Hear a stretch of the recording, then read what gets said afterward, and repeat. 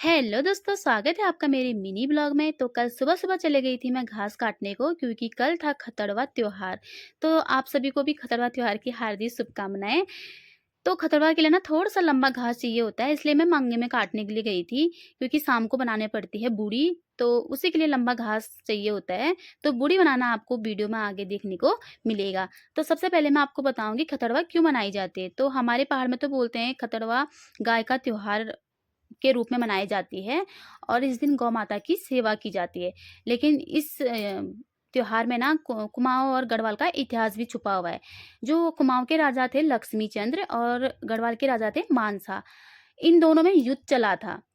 तो जो कुमाऊँ के राजा लक्ष्मी चंद्र थे, उनके जो सेनापति थे गैंडा सिंह थे और जो गढ़वाल के राजा थे मानसा, उनके सेनापति थे खतरवा सिंह।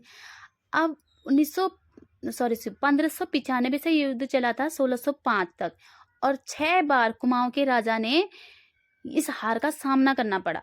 6 बार हार का सामना करने के बाद 7वें बार जो सेनापति थे गैंडा सिंह कुमाऊँ के, उन्होंने खतरवा सिंह को मारा था 7वीं बार में। तो उनकी जीत मतलब उनके लिए बहुत बड़ी जीत थी, क्योंकि वो जो लक्ष्मी चंद है वो बिलासी राजा थे। 6 बार वो युद्ध में हार चुके थे।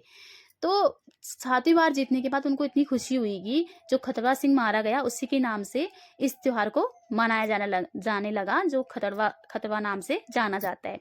एक कहानी ये भी है। तो हमारे पहाड़ में तो हम कुछ इस तरह मनाते हैं। ये हमारे पशुओं के लिए भी है और हमारी जो जो हम इसको खाते हैं प्रसाद के रूप में ककड़ी, क्योंकि ये हमारे मौसमी फल होता है पहाड़ों में। तो हम लोग तो कुछ इस तरह भी मनाते हैं। और जैसे कद्दू के बेल के लिए भी हम वो बनाते हैं, यहाँ पर बूड़ी बनाते हैं, कद्दू वो ककड़ी के बेलों में भी डालते हैं और हमारे घर के ऊपर भी डालते हैं। और शाम को अंदर से बूड़ी भी भगाते हैं, मतलब जो बुरी बलाएं होती हैं आग के, उससे इसको शाम को घर से ले जा करके दूर जाकर इसमें जलाया जाता है। तो हमारे यहाँ तो कुछ इस प्रकार मनाए जाते हैं और सभी गाँव में अलग-अलग प्रकार से मनाया जाता है।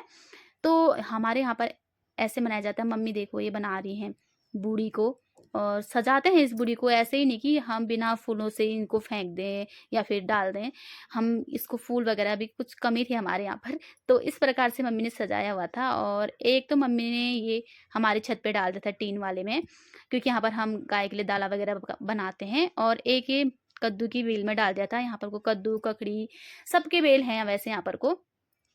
एक बार गिर गया था तो फिर दोबारा डाला।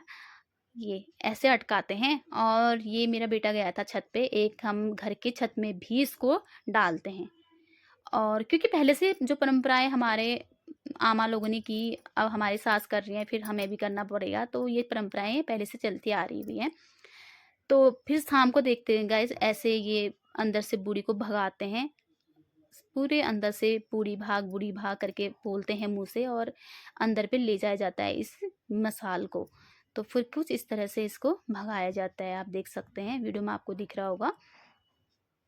और जो इसको जो ये बलाए हैं, इसको ले जाने के बाद ना इसको दूर जलाया जाता है और ककड़ी है जो प्रसाद के रूप में ग्रहण करते हैं। और ये देख सकते हैं रात को, इतनी रात हो गई थी, ये हमारे